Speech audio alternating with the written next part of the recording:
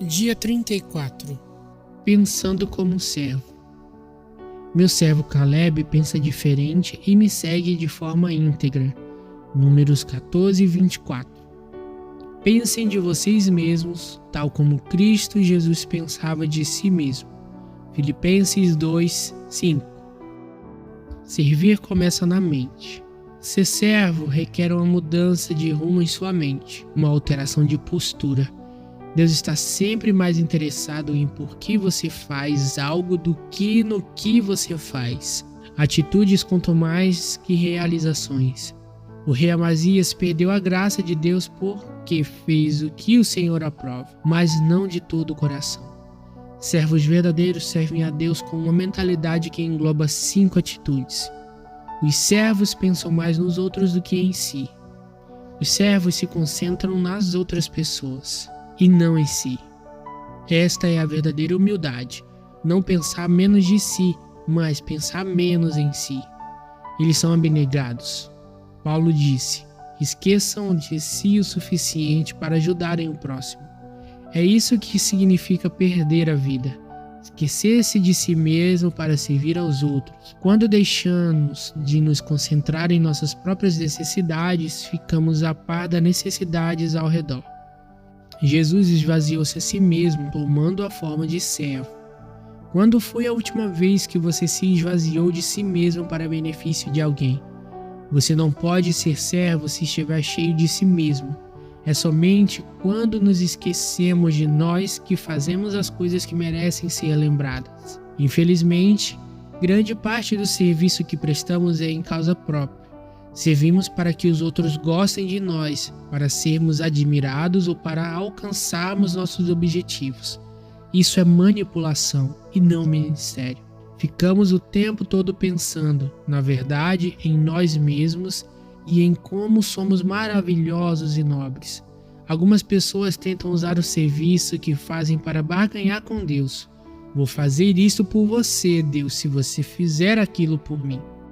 Os verdadeiros servos não tentam usar a Deus para seus propósitos. Deixam que Deus os use para os propósitos dele. Ser abnegado, assim como ser fiel, é uma qualidade extremamente rara. Dentre todas as pessoas que Paulo conheceu, Timóteo foi o único exemplo que ele pôde apontar. Pensar como servo é difícil, pois entra em choque com o principal problema de nossa vida. Somos, por natureza, egoístas. Pensamos demais em nós mesmos. Por esse motivo, a humildade é uma luta diária, uma lição que temos de reaprender repetidamente. As oportunidades de ser servo colocam-se à nossa frente dezenas de vezes por dia, nas quais temos a chance de decidir entre satisfazer as nossas necessidades e as necessidades dos outros. A abnegação é a essência do serviço. Podemos avaliar nosso coração, ver se somos servos pela forma que reagimos quando os outros nos tratam como servos. Como você reage quando as pessoas não o levam em consideração, lhe dão ordens o tempo todo ou tratam como alguém inferior? A Bíblia diz: se alguém tirar injustamente vantagem de você, use a oportunidade para agir como servo. Os servos pensam como administradores, não como donos. Os servos se lembram de que Deus é o dono de tudo. Na Bíblia, o administrador era o servo encarregado de gerenciar uma propriedade. José foi esse tipo de servo quando prisioneiro no Egito. Potifar confiou sua casa a José. Depois, o carcereiro confiou a prisão a José. Por fim, o faraó confiou a José toda a nação. O serviço e a administração andam juntas, pois Deus espera que sejamos dignos de confiança nas duas coisas. A Bíblia diz: o que se exige de quem tem uma responsabilidade é que seja fiel ao seu Senhor. Como você está lidando com os recursos que Deus lhe confiou? Para tornar-se um verdadeiro servo, você terá de resolver a questão do dinheiro na sua vida. Jesus disse: nenhum servo pode servir a 2 senhores. Vocês não podem servir a Deus e ao dinheiro. Ele não disse: vocês não devem, mas vocês não podem. É impossível. Viver para o ministério e viver para o dinheiro são objetivos que se excluem mutuamente. Qual deles você escolhe? Se você for servo de Deus, não pode fazer um bico por sua conta. Todo o seu tempo pertence a Deus. Ele exige lealdade exclusiva e não fidelidade de meio expediente. E o dinheiro, que tem o maior potencial para substituir Deus na nossa vida. Mais pessoas são desviadas do serviço de Deus pelo materialismo do que por qualquer outra coisa. Elas dizem: após ter atingido meus objetivos financeiros, vou servir a Deus. É uma decisão tola, pela qual se arrependerão por toda a eternidade. Quando Jesus é seu mestre, o dinheiro serve você. Mas, se o dinheiro for seu mestre, você se torna escravo dele. A riqueza não é absolutamente um pecado, mas deixar de usá-la para a glória de Deus o é. Os servos de Deus sempre se preocupam mais com o ministério do que com o dinheiro. A Bíblia é extremamente clara. Deus usa o dinheiro para saber se você é um servo fiel. Foi por isso que Jesus falou mais sobre o dinheiro do que sobre o céu e o inferno. Ele disse: assim, se vocês não forem dignos de confiança em lidar com a riqueza deste mundo ímpio, quem lhes confiará as verdadeiras riquezas? A forma de você gerenciar seu dinheiro afeta a quantidade de bênçãos que Deus derrama sobre a sua vida. No capítulo 31, mencionei 2 tipos de pessoas: construtores do reino e construtores de riqueza. Ambos são bons em fazer os negócios crescerem, fechar acordos ou vendas e obter lucro. Os construtores de riquezas continuam a acumular fortunas para si, independentemente de quanto tenham alcançado. Mas os construtores do reino mudam as regras do jogo. Eles ainda tentam ganhar tanto dinheiro quanto for possível, mas fazem isso para substituí-lo. Usam a riqueza para financiar a Igreja de Deus e a sua missão no mundo. Na Saddleback, temos um grupo de diretores em empresas e donos de negócios que tentam fazer o melhor que podem. Então fazem doações à medida de suas possibilidades para promover o reino de Deus. Eu os encorajo a conversar com seu pastor e iniciar um grupo de construtores do reino em sua igreja. Servos pensam no seu trabalho e não no que os outros estão fazendo. Eles não fazem comparações, não criticam nem comentam com os outros servos ou ministérios. Estão muito ocupados realizando os trabalhos que Deus lhe deu. A competição entre servos de Deus é absurda por muitas razões. Estamos todos no mesmo time. Nosso objetivo é fazer que a pessoa de Deus apareça de forma positiva e não a nossa pessoa. Recebemos diferentes atribuições e temos todos uma forma exclusiva. Paulo disse: não vamos nos comparar uns com os outros como se fosse melhor e o outro pior.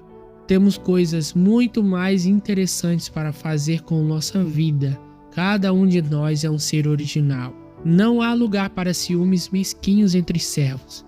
Quando você está ocupado servindo, não há tempo para ser crítico. Todo o tempo desperdiçado em criticar os outros poderia ser usado no ministério. Quando Marta reclamou para Jesus que Maria não a ajudava para o trabalho, ela perdeu seu coração de servo. Os verdadeiros servos não reclamam de injustiças, não sentem pena de si mesmos nem ficam aborrecidos com os que os não servem. Eles apenas confiam em Deus e seguem servindo. Não é nossa função avaliar os outros servos do Mestre. A Bíblia diz: quem é você para criticar o escravo de alguém? O Senhor determinará se seu escravo foi bem-sucedido ou não. E também não é uma função nos defendermos das críticas. Deixe que seu mestre tome conta disso. Siga o exemplo de Moisés, que se mostrou verdadeiramente humilde quando enfrentou a oposição. Ou faça como Neemias, cuja resposta às críticas era simplesmente: meu trabalho é muito importante para que eu o interrompa agora, para conversar com vocês. Se você serve como Jesus, pode esperar ser criticado. O mundo e até mesmo grande parte da igreja não compreende o que Deus valoriza. Um dos mais belos atos de amor demonstrados a Jesus foi criticado pelos discípulos. Maria tomou a coisa mais valiosa que possuía, um perfume caro, e derramou sobre Jesus. Seu generoso serviço foi chamado de desperdício pelos discípulos, mas Jesus o chamou significativo. E isso é tudo o que importa. Seu serviço para Cristo nunca será um desperdício, não importa o que os outros digam. Servos baseiam sua identidade em Cristo. Por se lembrarem de que são amados e aceitos pela graça, não têm de provar seu valor. Eles aceitam de bom grado trabalhos que pessoas inseguras considerariam abaixo delas. Um dos mais profundos exemplos de serviço realizado a partir de uma autoestima segura foi a lavagem dos pés dos discípulos, realizada por Jesus. Lavar os pés era equivalente a ser engraxate, função desprovida de status. Mas Jesus sabia que era. Então a tarefa não ameaçou sua autoestima. A Bíblia diz: Jesus sabia que o Pai havia colocado todas as coisas debaixo do seu poder e que viera de Deus. Assim, levantou-se da mesa, tirou sua capa e colocou uma toalha em volta da cintura. Se você quer ser servo, deve depositar sua identidade em Cristo. Somente pessoas seguras de si podem servir. Pessoas inseguras estão sempre preocupadas com a aparência perante os outros. Elas temem a exposição de sua fraqueza e se escondem sobre camadas de orgulho e pretensão. Quanto mais você for inseguro, mais irá querer que as pessoas o sirvam e mais necessitará de aprovação delas. Henry Nouwen disse: para sermos úteis aos outros, temos de morrer para eles. Ou seja, temos de deixar de medir nossa importância e valor pelos parâmetros dos outros. Dessa forma, ficamos livres para manifestar misericórdia.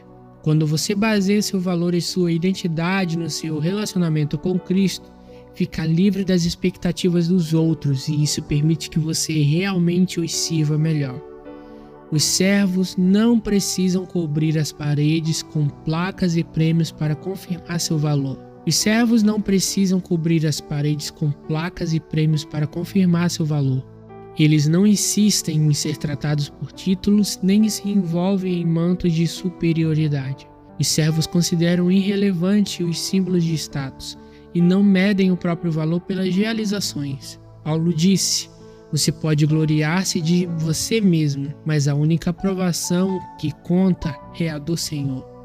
Se alguém teve grande chance na vida de se gabar de seus conhecimentos pessoais e de citar seus relacionamentos, esse alguém foi Tiago, o meio-irmão de Jesus.